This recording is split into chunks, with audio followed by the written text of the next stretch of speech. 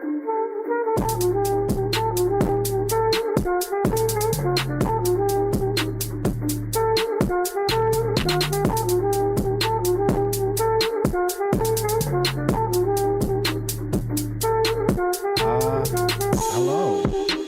What's up? I am Sam. This is my podcast.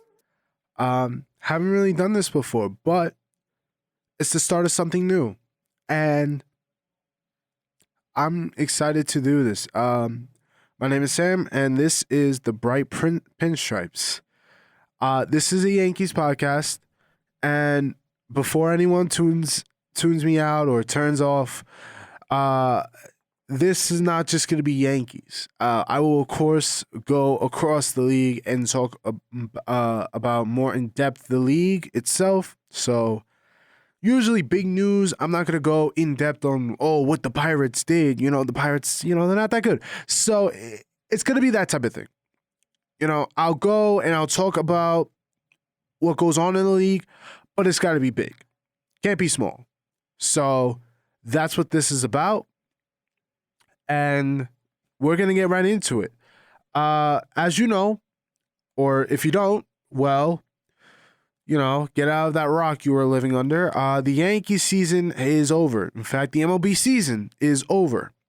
And for my first podcast, I'm going to be talking about the Yankees season, how it turned out, the winter meetings and what we should do, and what was the result of the World Series. And yeah, so I kind of titled it Reflections, World Series and Winter Meetings. Reflections, World Series and Winter Meetings.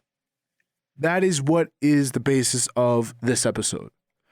Now, let's dive into the stats. We're going to get into stats. We're going to get into who are the war leaders, some of the best moments of the season, and then we're going to talk about, obviously, Aaron Judge's historic season. And then we're going to talk about the playoffs, what happened, the pros and cons, and what could have been done differently with the pros and cons. Then we get into the winter meetings. What should happen? What is the future of this team? What direction they should go in? And then we get into the MLB portion of it. What's going to happen? What's the big moves? What should we look out for? But before we get into all of that, we obviously have to start at the beginning. 2022, a season where the Yankees really needed a bounce back. They lose in the wild card to their bitter rivals, the Red Sox. Coming into the season, the Yankees were not ranked, but were predicted third to win their division. Now, let's look at these stats. 99 and 63. It's the fifth best record in the league, second in the American League. The ups and downs. I mean, this team started off red hot. 64 and 28 at the All-Star break. I mean, they were aligned to beat out the Seattle Mariners record. This was a team that was prepared to win. Or so we thought. The team honestly outperformed what they could actually do, or what was the reality of what they could do. We all knew that it was historic, but it wasn't real. If that makes sense. It wasn't, there was something off. Like, this is not supposed to happen at all. But it did. And then reality hit us like a rock. Not even a rock, like an 18-wheeler. As the Yankees would go on to lose almost every game in August, and they'd only win 9 games. But they bounced back in September, and there you go. There's your 99 and 63 record. Still went down the drain.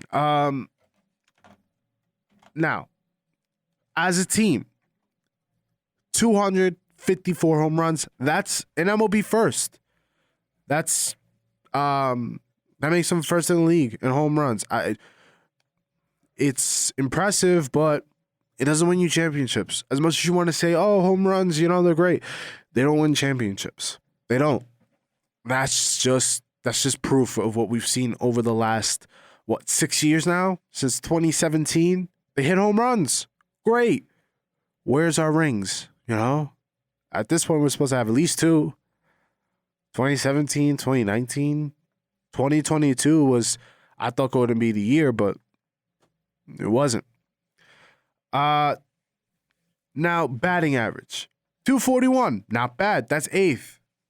That is not bad whatsoever. Is it good? Well, yeah, it's top 10.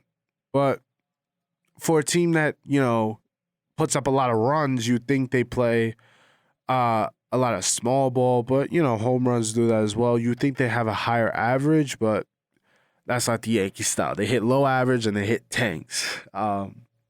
Now, OBP, which is on base percentage, 2nd in the league. I mean, yeah, it's great. The slugging, 2nd, OPS, 2nd. It's, when you look at it after the season, when you look at it during the season, you're like, yeah, this is great. Oh my God, we're so great. But once you look at it after, you're just like, it didn't take us anywhere. But one stat that I loved, 102 stolen bases, 4th in the league. I love that. Why I love that? Because it shows that these guys are actually learning. They're learning that, hey, we can't just stay still at the bases and hope Aaron Judge brings us home with a home run or Stanton hits a home run. No, you got to move. You got to run. I mean, look at Rizzo. Rizzo was stealing bases too. So it shows that this team is willing to play small and try to move runners. And I mean, Gleyber, Bader, with the amount of time he played, stole a lot of bases. IKF, Judge even was. Rizzo, these guys were on the move, and I liked it. I loved it. But now, war leaders. So, who do you think was first?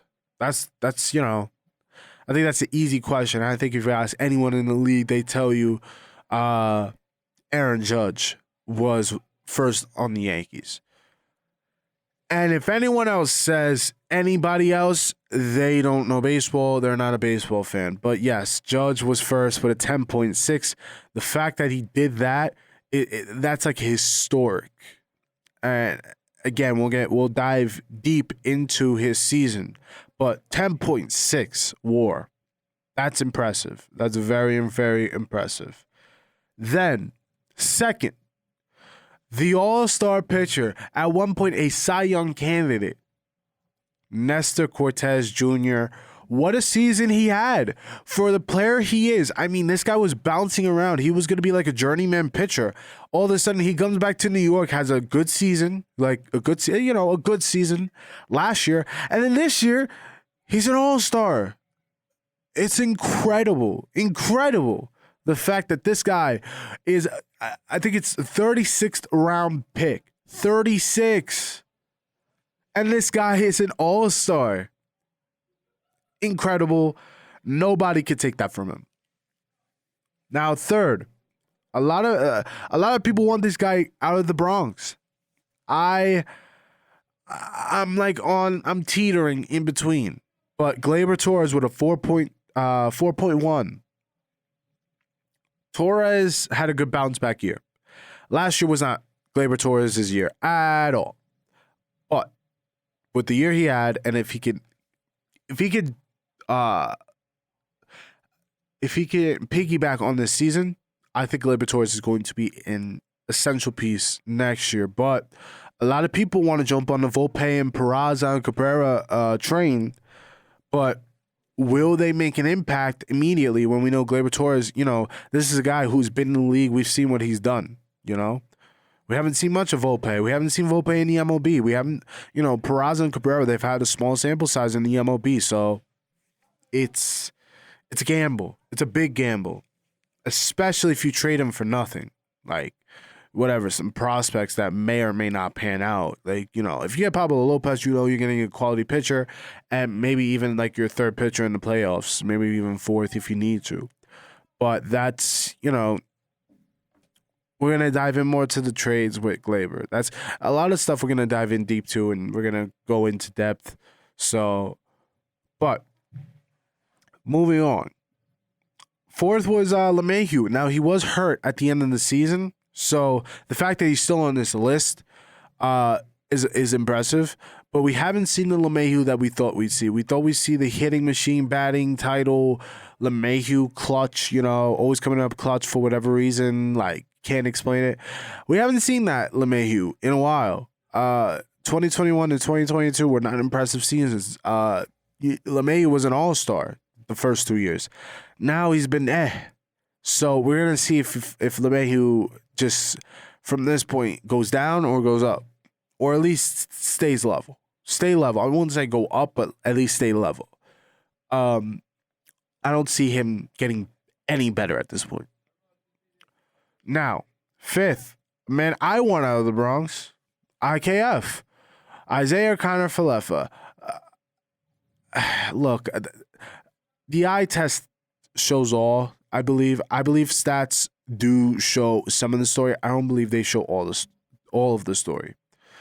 IKF cannot play shortstop. If you're going to keep him, put him at third. But IKF cannot play shortstop. He made too many errors, too many crucial errors. I went to the stadium.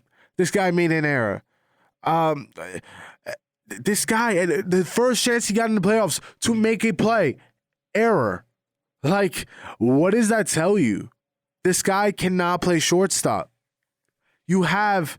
And the Yankees know it because you use 3 different shortstops in the ALCS against the Astros. What kind of message does that send to Houston? It shows that your lineup's not solid. It shows that you have weakness. The Yankees should not have weakness. The Yankees are supposed to be strong, championship caliber every single year. But they showed a weakness. Was that what sunk the team? No. But it was a weakness. And I didn't like it. But anyways. Sixth was a tie. Josh Donaldson, Matt Carpenter, and Garrett Cole at a 2.4. Now, Matt Carpenter was literally had stats similar to Barry Bonds.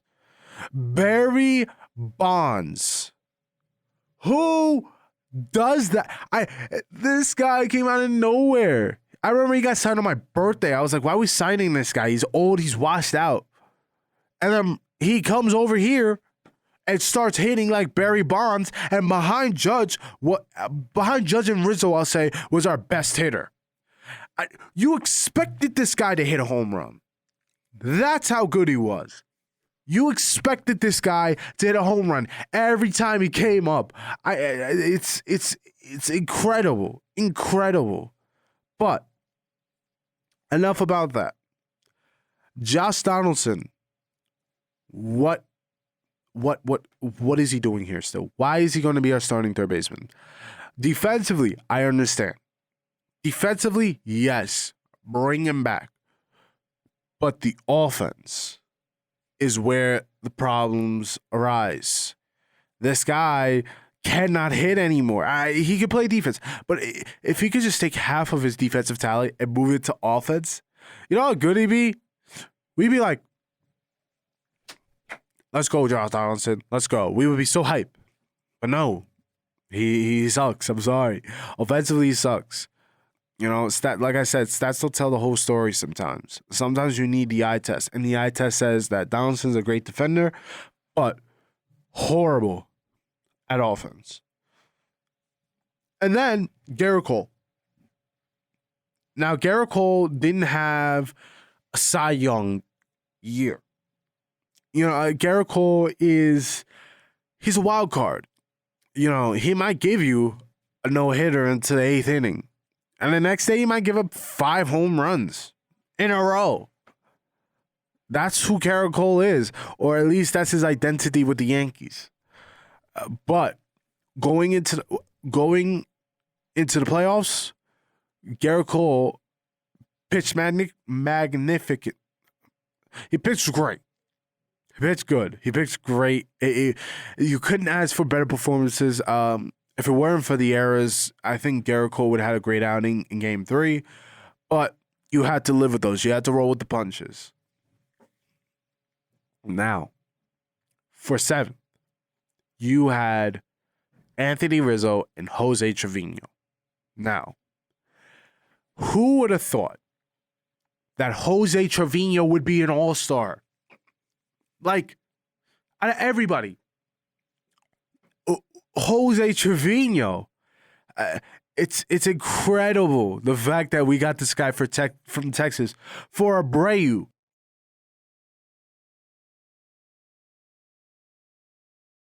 Albert Abreu. Albert Abreu.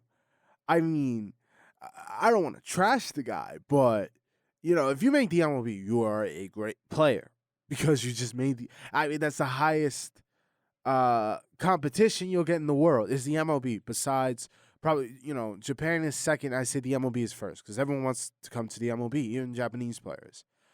But Albert Abreu for Jose Trevino, who turned out to be an all-star, you can't compare that. You can't.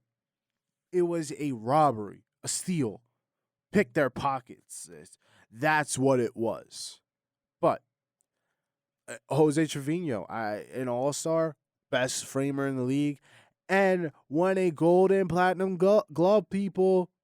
Platinum glove, meaning he is the best defender in the American League. How? I don't know. I don't know who rigged it, but I'm not going to say anything. I'm cool with that. I am so cool with that.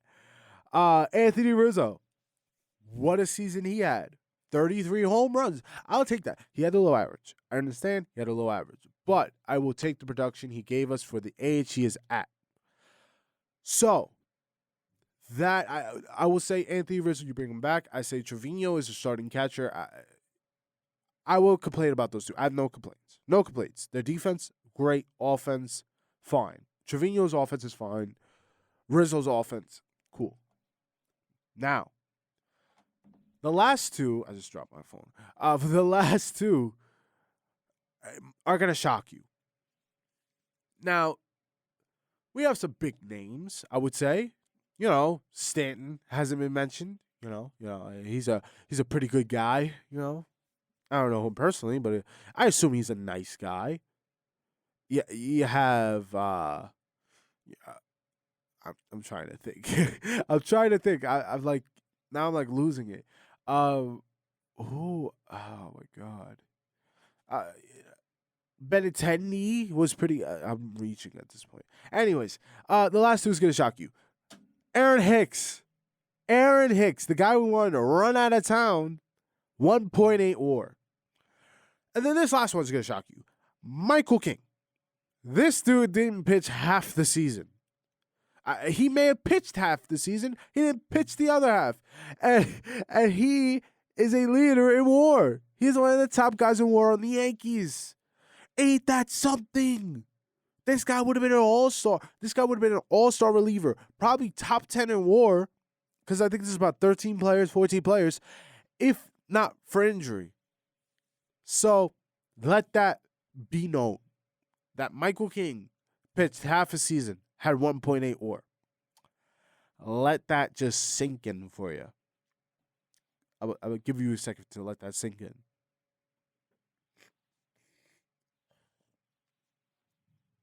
So yeah. Yeah, that's your leaders.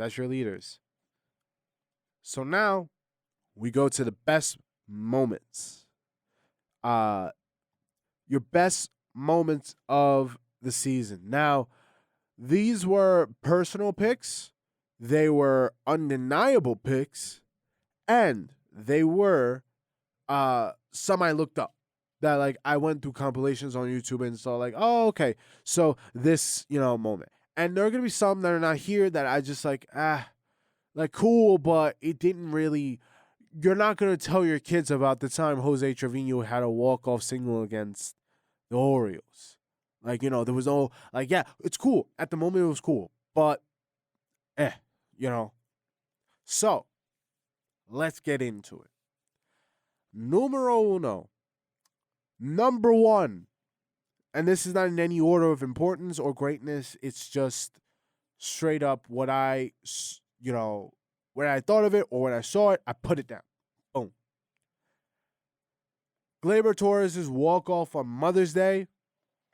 This was the walk-off against Texas in the first game where the coach, after, said, oh, that's a Little League home run, and it wouldn't have been a home run unless it was in Yankee Stadium.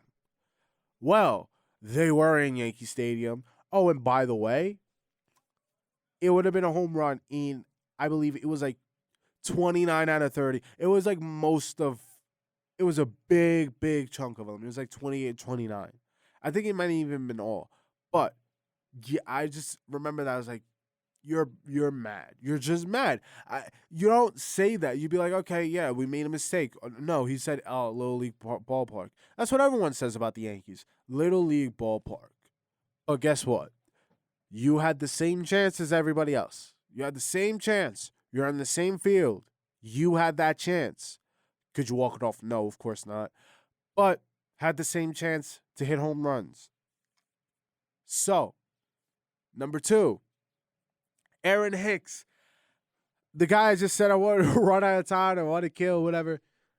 He hits the 3-run home run to tie the game in the bottom of the ninth against the Houston Astros.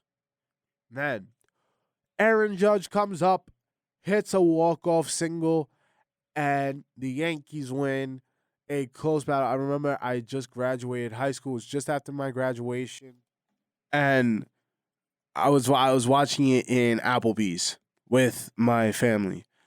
And if we could have yelled, if we could have yelled, me and my dad would have been screaming, jumping up and down like lunatics. Like that's what we would have been doing. But we were in a public establishment. So, we couldn't really scream. But the excitement on our face was, justified as a scream, I guess. But yeah, then Judge hits his first walk-off against the Blue Jays. First the 3 that he would hit against the Astros, which would be his second, and then his third against the Royals. That was such a cool moment. I mean, it was amazing. Like the Yankees, I didn't think they were gonna win that game at all. Down 2 against Toronto, I thought we're gonna fold. And Judge came up and he hit the home run, and it was a long battle too. I was like, he's got to hit a home run. Like he's got to. He's fighting too long. He's striking out or he's hitting a home run, and he hit a home run. I do call a lot of things. I will say this. I've called some of these events. And call me, LeBron James, call me, use the LeBron James insult because the LeBron meme is going around how he said, oh, Kobe's going to put up 70, whatever. Use that meme against me. Go ahead. But it's true. I have no reason to lie. But anyways, next up, Josh Donaldson. Someone else I want out of the Bronx. Everybody can have a moment. That's the thing about baseball, and that's what I love about baseball. Anybody can have a moment. Anybody can hit a walk-off. Anybody can. It's just too many variables in baseball. It's just anybody can have a moment. Josh Donaldson, down 3 after Chapman blows it. He hits a walk-off grand slam during that bad stretch. We all thought this was what would turn it around. It didn't. We kept losing. After that, we kept losing. But doesn't matter. Not gonna look back on it and be like, we kept losing after that. It was a great moment. Then Judge, 60th home run. Down 4. He hits the home run. There's a little bit of hope. And then we come up, bases loaded. Stanton, walk-off grand slam a week or 2 after Josh Donaldson had hit his. Stanton does it, and he does it with Judge hitting 60. Then 61 against Toronto, and Judge finishes it off 62 in Texas in a doubleheader. man, what a season that we will get into for Aaron Judge. A moment a lot of people, this was my first personal one. This was the personal one. Stanton winning All-Star Game MVP. He hits that big home run. Like, it was far, like really far. I think it was longer. It might have been, no. That wouldn't have been out of the stadium. I was about to say it was longer than the one he hit against the Dodgers when he was in Miami. But no.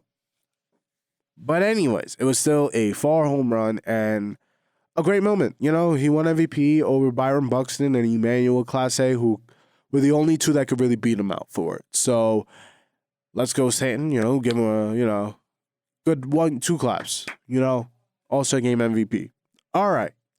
So, next one. Josh Donaldson's opening day walk-off against Boston. That was a great moment just because at the beginning of the season, we're going to lose this game. Garrett Cole did not have a great game. We were supposed to lose, and we battled, and we won. Hey, we came away with the win. And, hey, I thought at that point, I was like, Donaldson's going to have a great year. He didn't, but, it was a good moment. Nevertheless. Then, when you look at the whole picture, like when you look at a picture, you say, well, that and that's like, it's not good. Like, but when you focus in on the good parts, you block out the bad parts. And that's what this one was. IKF and Glaber team up to walk off the Guardians.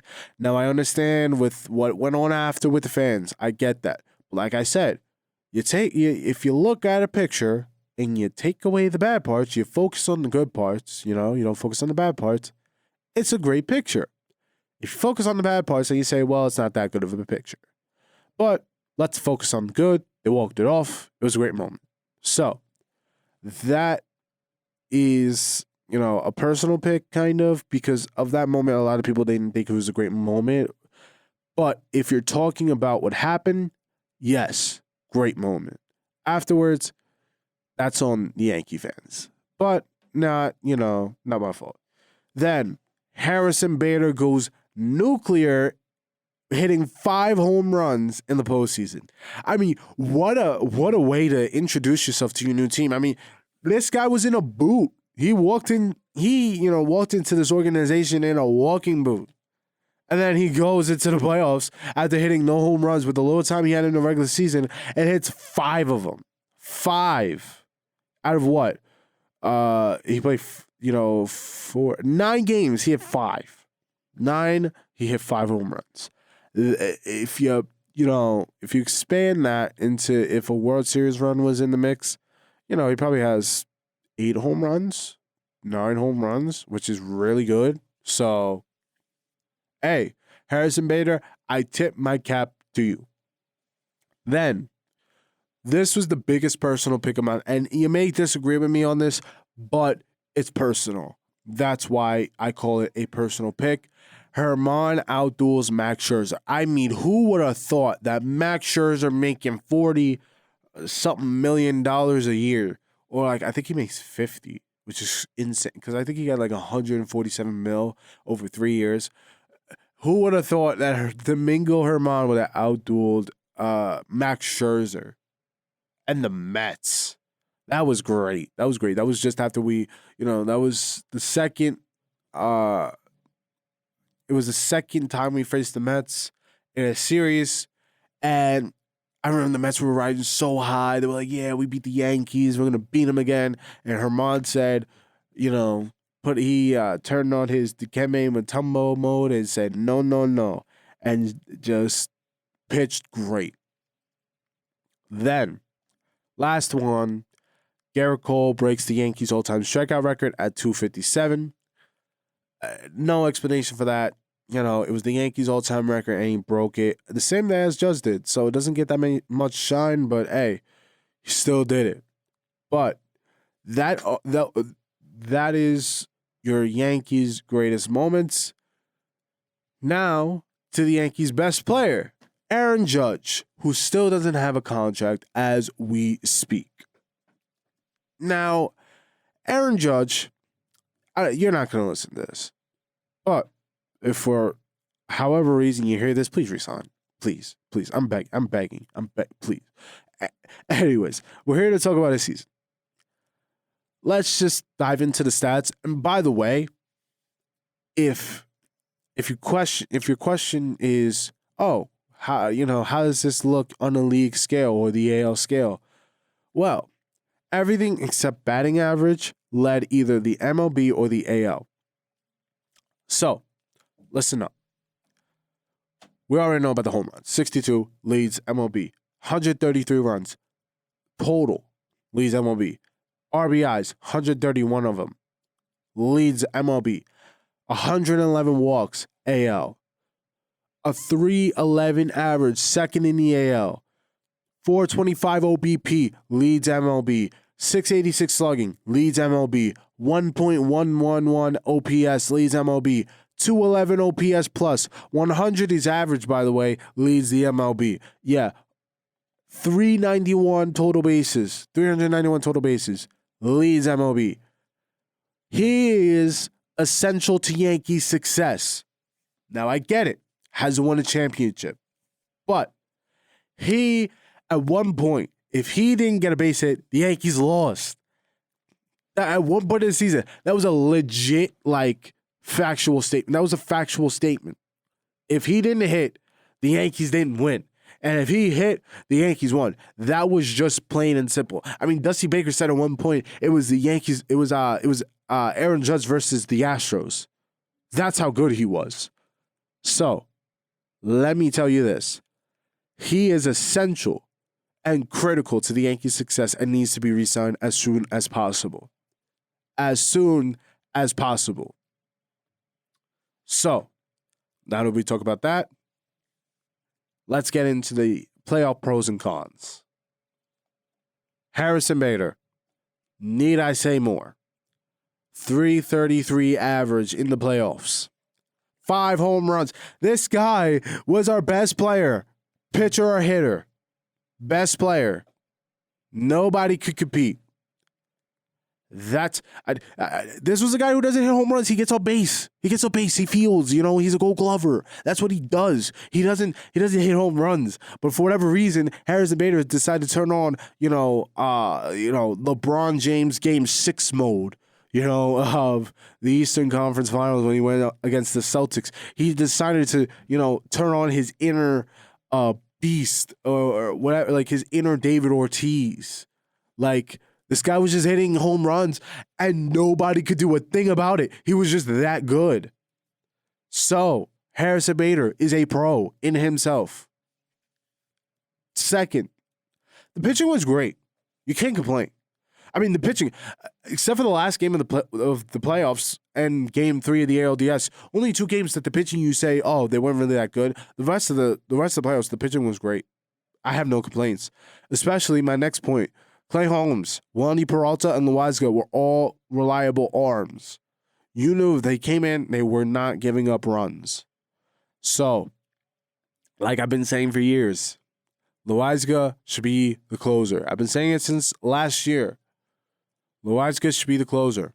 Now, if Holmes comes back and he's Holmes again, he's the all-star player, yes, you bring Holmes, he's your closer. But if Holmes is not doing that good, you bring Loaiza because Loaiza is reliable.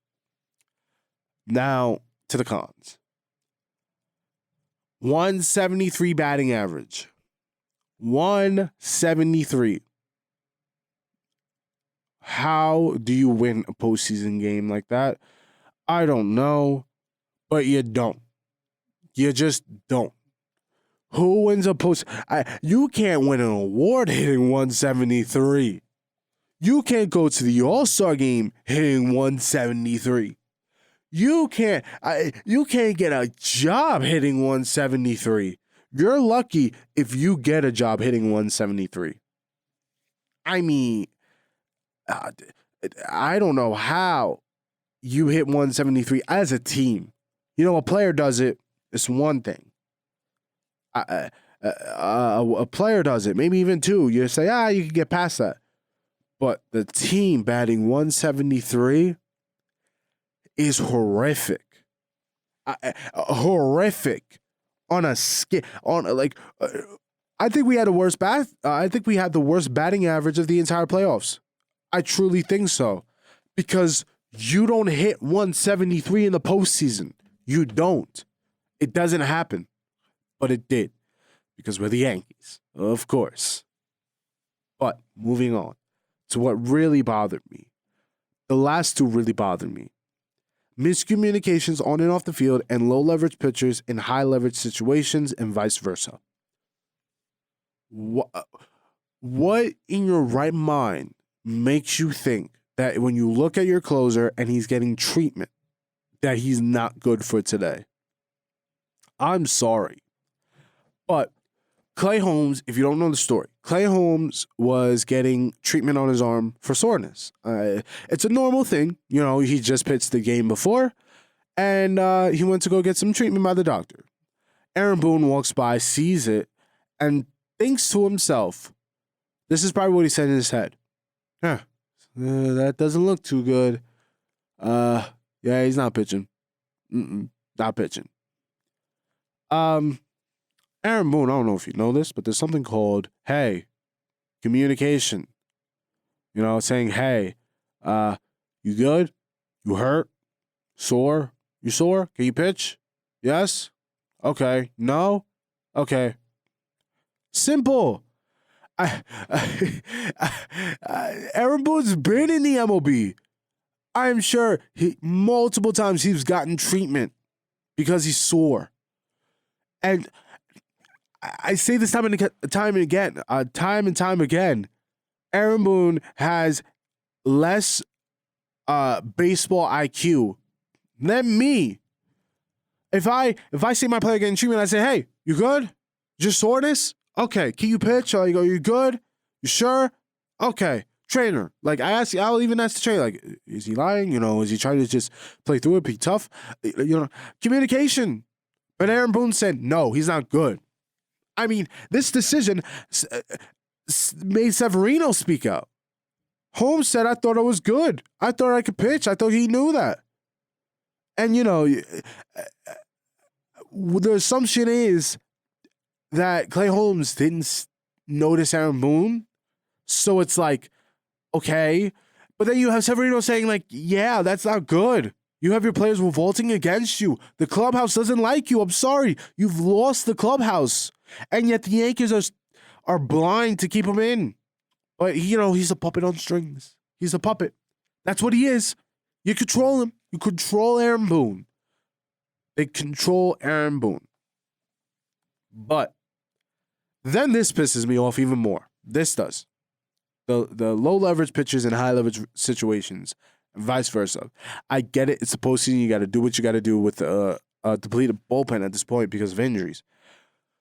But what is Wandy Peralta doing? In the third inning of Game 5, you have said on record, I have it on record, you said we're waiting to use Domingo Germán in a longer role. Third inning, Nestor Cortez is hurt. You are down 3-0 in this series, and you need a guy to give you innings. And you go to your guy who has been proven to give you a solid. I'm sorry, I got angry and blanked. You put a guy out there who can close games. This guy pitches in the 7th, 8th, maybe even the 6th if you need him. But then you put him in the third inning.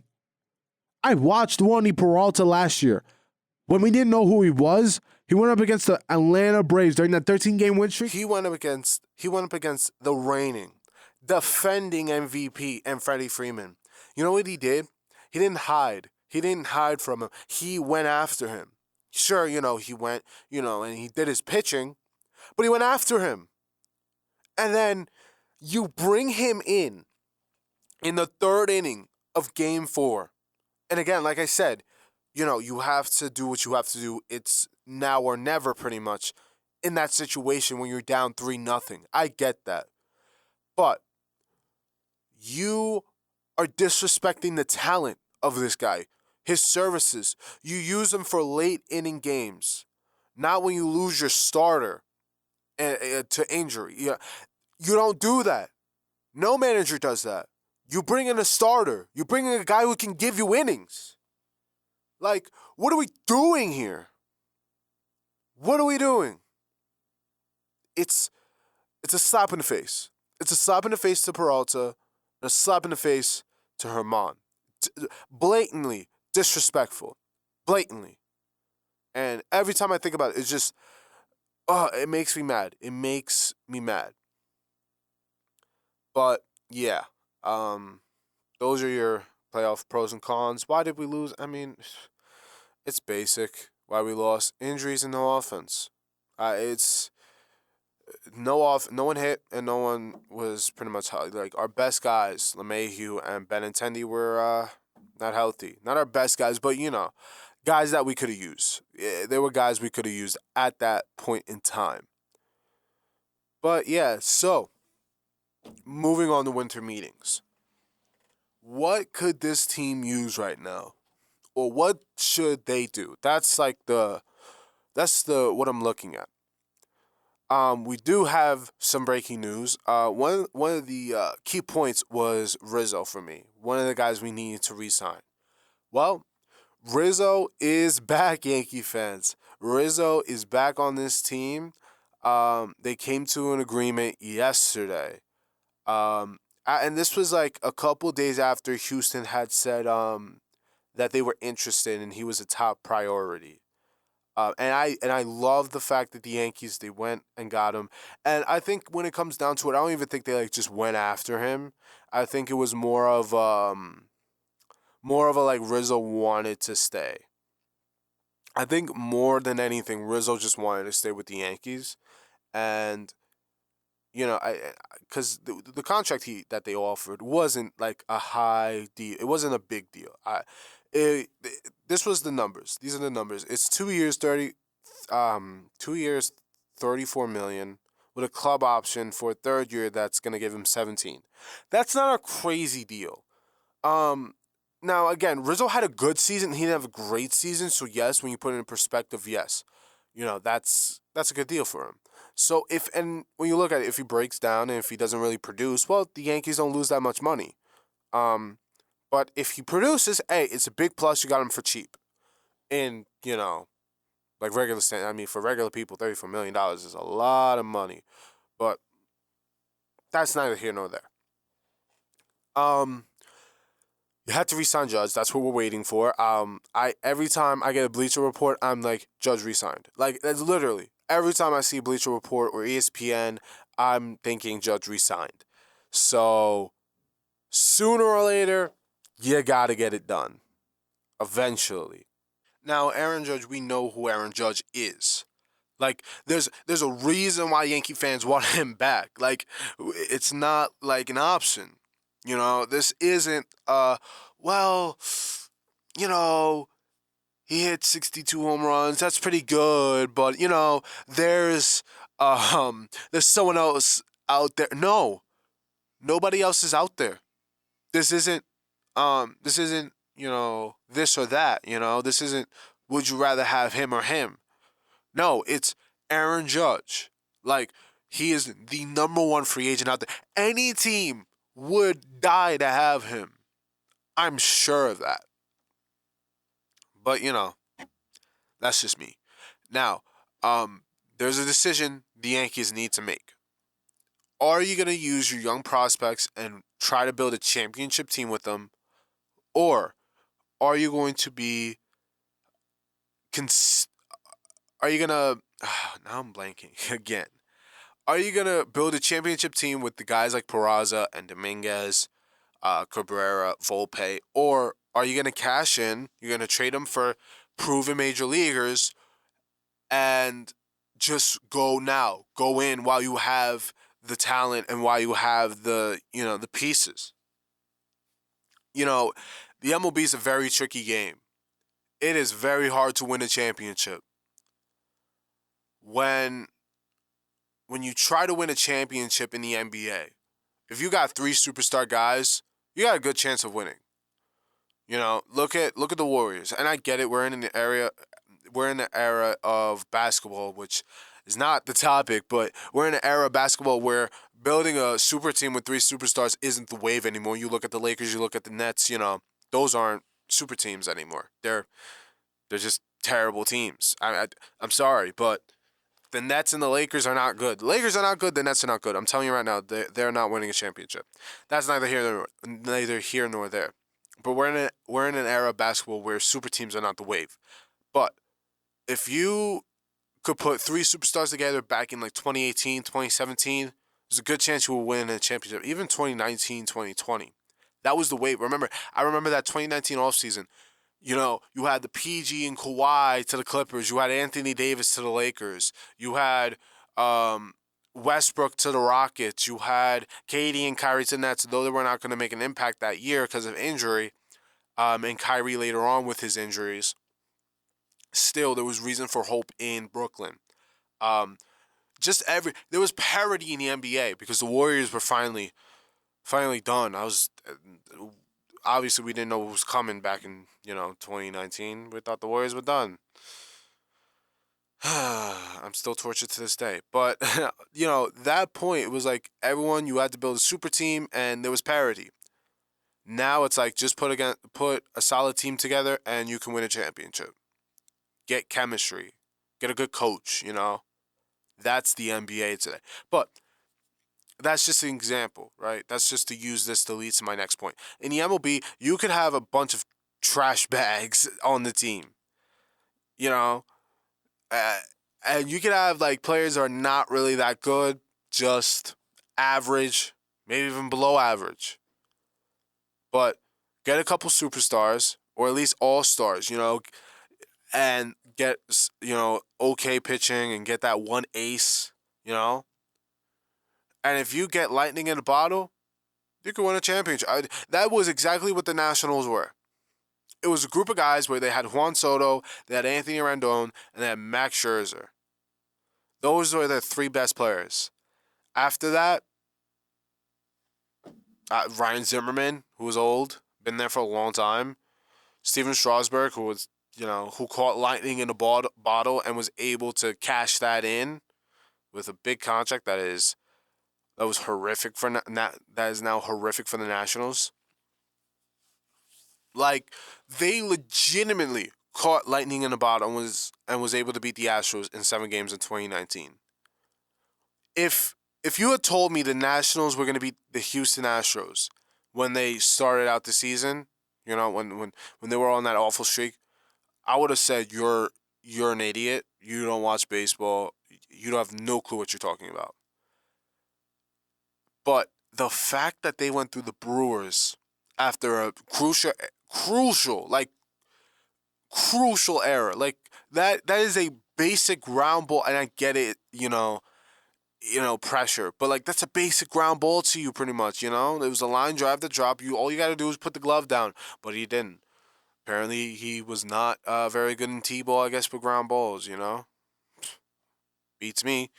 But I mean, and then they go on to play the Nationals, and they beat them in 5, and then beat them at home against Clayton Kershaw.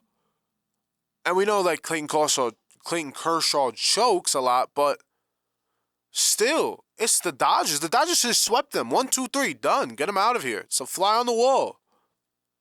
And then they go up against the Cardinals, which, take that as you will. They're just a pretty good team.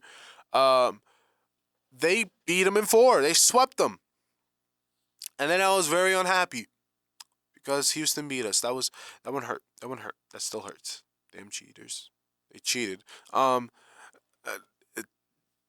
If you had told me before the series that Houston was going to lose, I would have said, great, but that's not going to happen. Like, they have Garrett Cole, they have Verlander, and when you think of Garrett Cole, you don't think of it as this dominant pitcher. You have to remember that 2019 season, Garrett Cole didn't lose a game from May 27th to like Game 2, Game 3 of the World Series. It was Game 2 of the World Series, yeah. You gotta look at this Houston team where you had prime Altuve, prime Correa, prime Cole, prime Verlander, Zach Greinke. This team, top to bottom, was disgusting. And you had a rookie Alvarez. You had a rookie Yordan Alvarez, who was tearing it up in the regular season. So, if you look at that team and think Houston was going to lose, you're a Nationals fan. That was it. You're a Nationals fan. Because I was rooting for the Nationals and I didn't think they were going to win, but they did. Baseball is so tricky. And I know I went on a tangent. Sorry, but that is just to show you how baseball works. The Nationals should never, ever, even won the World Series. They should be ringless, ringless, and yet they beat the Astros in 7. And not only that, all the games they won were at Minute Maid Park. What does that tell you? Like, one thing is like, oh, they won a couple games at home, they won a game on the road, right? Okay, fair enough. No, they lost every single game at home, won every single game on the road in the World Series. It's crazy because that shouldn't happen, but it's baseball. That's baseball. Like, that's baseball for you. And if you want another example, well, Houston did 2 years later when they went up against Atlanta and lost. I mean, Atlanta was a good team, but they didn't even have their star player in Acuna, and they won. I could not believe this. When this happened, I couldn't believe it because it was like, Houston's supposed to be this great team, and they lose to Atlanta? Atlanta, who won their division with like 86 games? Atlanta, who doesn't have their star player in Acuna? I mean, like, come on. Come on. Anyways, I'm going on a little long here. This was a long scenario. But anyways, baseball is weird. You can have the best team and lose. Look at the Dodgers. And you have the worst team yet win. Look at the Phillies. They went to the World Series. So, Cashman's got to make a decision. It's either bet on the future or bank. Put your prospects in the bank, cash it in, and go for the home run. Go for the big swing. Go for the big free agents or make big trades. And then, lastly, I want you to fire Aaron Boone, but that's not going to happen, so what do I know? Keep using your puppet on his strings, Keep using Pinocchio, because that's what he is. It's just a little Pinocchio that you're controlling. That's what Boone is. He's just a puppet on strings. It's ridiculous, but yeah. Me screaming about it's not going to do anything. Now, the future of the franchise. What is the world going to look like if Aaron Judge is not in Pinstripes? That is a legit question. What are the Yankees without Aaron Judge? You got to think about the future without him. Because reality is, if I'm Aaron Judge, I'm looking at LA. I'm looking at the Dodgers like, they got a pretty good team out there. Probably could replace Joey Gallo. Because I know the Dodgers do not want Joey Gallo back. That is a fact. And think about it this way. LA is just a colder. LA is just a warmer New York. You could buy a house right next to LeBron James and Kevin Hart. Be like, hey, yo, Kev, you want to come to the Dodgers game tonight or the Angels game tonight? What's up? Like, hey, high five, bro. And then, like, on the other side, you got LeBron. Like, hey, yo, what's good, LeBron? Hey, what's up? High five. Yeah, woo. Like, you want to come to the Dodgers game with Kevin Hart? Like, I'll get you front row seats. Like, let's go. Come on. Like, I mean, I would want to live out in LA. I mean, come on. Like, if you had told me, hey, come to a warmer New York where I don't have to shovel snow or wear a jacket during winter, during December, man, that sounds pretty appetizing to me. Now, I want Aaron Judge to stay in New York. Don't get me wrong. I want Aaron Judge to stay with the Yankees. But I'm just saying, if I'm the Dodgers or the Giants or the Padres or the Angels, my big point is, one, this is the place of stars. This is Hollywood. Like, think about it. We're in Hollywood. 2, if with you, it's championship or nothing. We go all in. And 3, we are a warmer New York. We are literally in New York with summer all around. You don't have to wear a jacket. You can stay warm. Like, it's a warmer New York. Like, why wouldn't you want to live here? You know? Probably get, if I'm the Giants, I bring in Barry Bonds and be like, yo, Barry, I'm setting up a meeting with Aaron Judge. He's your favorite player. Can you come through? Can you, help me, sell this to him? Like talk about the free agency when you came over, can you sell this to him?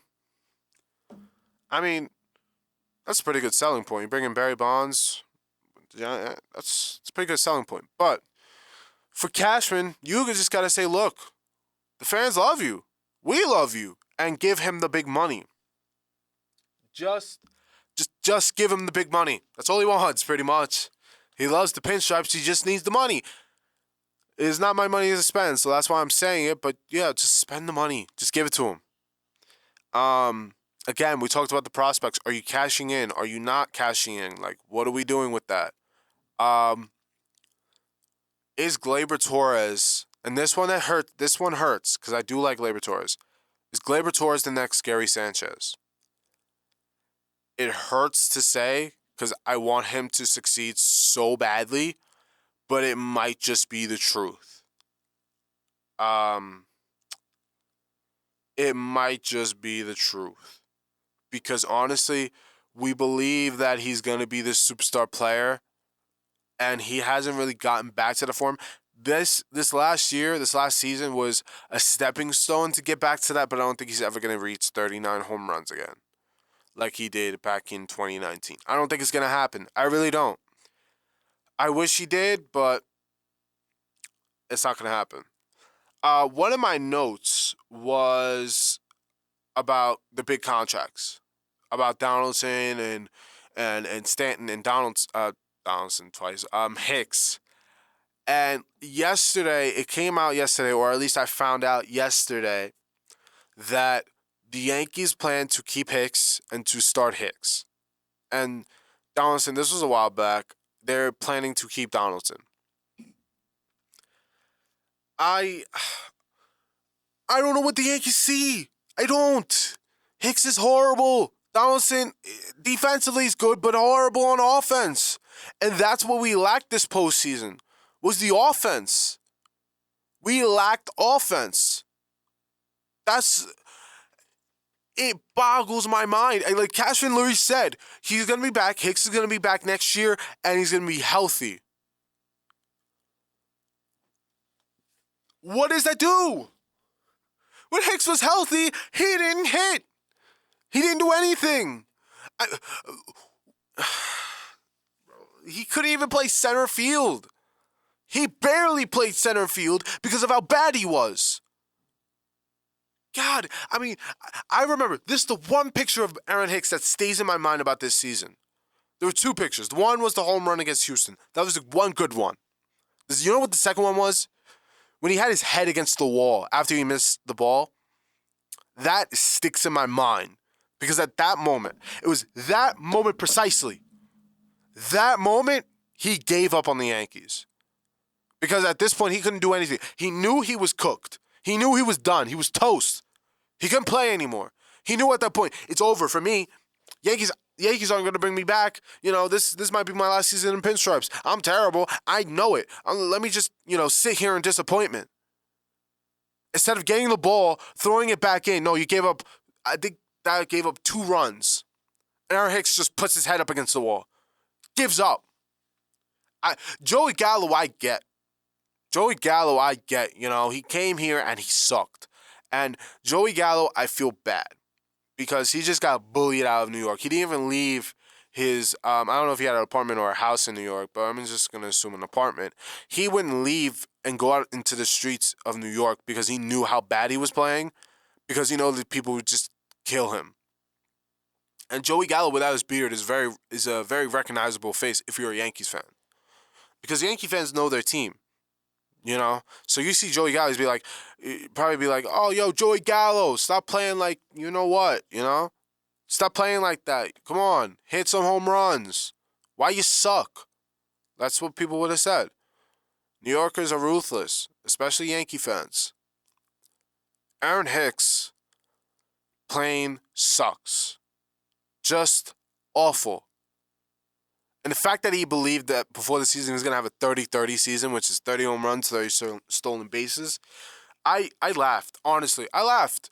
Because Aaron Hicks is not good. He had one good season in 2018. And the deal at the time, which was 7 years, $70 million, was not that bad of a deal. It wasn't. Now it's awful. You got $10 million on the books each year. Now, I don't know that those are the exact details, but when you do the math, yes, that's 70, that's 10 each year. That's, basic math. You gotta be kidding me, though. The fact that you think you can still have a good season, you're cooked. I'm sorry, Aaron Hicks. I don't want to be mean, but you're cooked. You're cooked.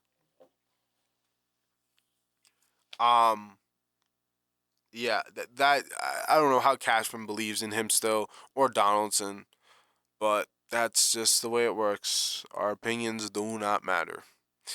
Um, well, on to the MLB. And we just had some breaking news. I was about to get into the World Series, which we already know what happened. But Teoscar Hernandez has been dealt to the Seattle Mariners for reliever Eric Swanson and left-handed pitcher prospect Adam Mako to the Blue Jays. That is a shock. And it might just be because Teoscar, he's an okay player. I mean, he's got power. Did he have the best season this year? No. I mean, he didn't really have the best season, but Teoscar's a guy who's going to hit you home. I mean, look at what he did in the wild card. Yes, did they win? Did they win? No. But still, he's a quality guy. I feel like he's a quality guy. I would take him. Like, if the Yankees said, oh, we got Teoscar, I'd be like, okay, that's a good move. That is a good move. But this was something that nobody expected. Nobody. This was not even on anybody's radar. The fact that they would deal out Teoscar. If we look at his stats this year, when I find them, let me go. Okay, I'm going to Baseball Reference for this. So this is verified. It's gonna take a second to load, but okay. So he had a 2.8 WAR, which isn't bad. He has 25 home runs and he had 267. He's had All-Star, 2-time Silver Slugger. The guy's not bad. He's not an awful player. He is age 30, so he is in his prime. But you got to remember, 2021, he was an All-Star where he hit 32 home runs. This year, he hit 25, which is still pretty good. 77 RBIs. Yeah. 267 average. His OPS was 127. Remember, 100 is average. His OPS was 807. His OBP was 316. I mean, the guy had a good season. So it's not like they're dealing this, trash player, or he didn't perform like he should have. He's a solid player. But, yeah, that was a unexpected move, and it may be a sign to come that the Blue Jays are going to give up. And that's extreme. It is truly extreme. But they might give up and say, screw this. We're going to go and just rebuild and try to, like a mini rebuild. Kind of like the Yankees did. They're going to, regroup for a season. They're going to, toss this season and then try to come back. It might be. We might see some guys get traded from the Blue Jays. I'll take Alex Manoah. I will. To the World Series, Astros win. Nothing to say about it. Phillies gave up after the no-hitter at that point. I think at that point, that set the tone for the rest of the series. The no-hitter was like, okay, we're coming back and we're going to dominate. And that was it pretty much for the Phillies. Phillies fought hard. There was some award news actually yesterday. Obviously, we have our Silver Sluggers already, but we did have some MLB award news. Once I find it, I know that Buck Showalter is the winner for the NL Manager of the Year. I almost said head coach. And then in the AL, we had it was Terry Francona who won. Now we don't know MVP yet, but or Cy Young, but we know our rookie of the years, which are Julio Rodriguez, and we had in the NL we had Michael Harrison. Now I thought personally it was going to be Spencer Strider. I thought he deserved it. But hey, what do I know? And that's oh no, wait, we had Hank Aaron Awards, which went to uh the two MVP leaders right now in my personal personal preference, Paul Goldschmidt and Aaron Judge. Aaron Judge, coincidence? I think not. Yeah, and then obviously we got Gold Gloves, which Trevino and LeMahieu won. And I didn't know this. The Yankees had the team Gold Glove. Hey, let's go. And then our Platinum Gold Glover went to obviously Trevino. Silver Slugger, Aaron Judge won. That was it for the Yankees. And then obviously, the other awards is the MVPs for the postseason. Who cares? Who cares? Because we don't care about Houston here. But yeah, good first episode. I don't think I'm missing anything from the rest of the major leagues. Obviously, when awards come out, we can discuss that and the MVP. But we know who the MVPs are already, pretty much. But yeah, good first episode. I really enjoyed this. I hope I can come back and do this again. Thank you for listening. I truly appreciate it. Share this with people. Or share this with Yankee fans. Pretty much everybody. Share this with everybody who loves baseball and those who don't. So we can expand this and we can make this, make this bigger and better. So yeah, thank you for listening, and I'll see you guys next time. Peace.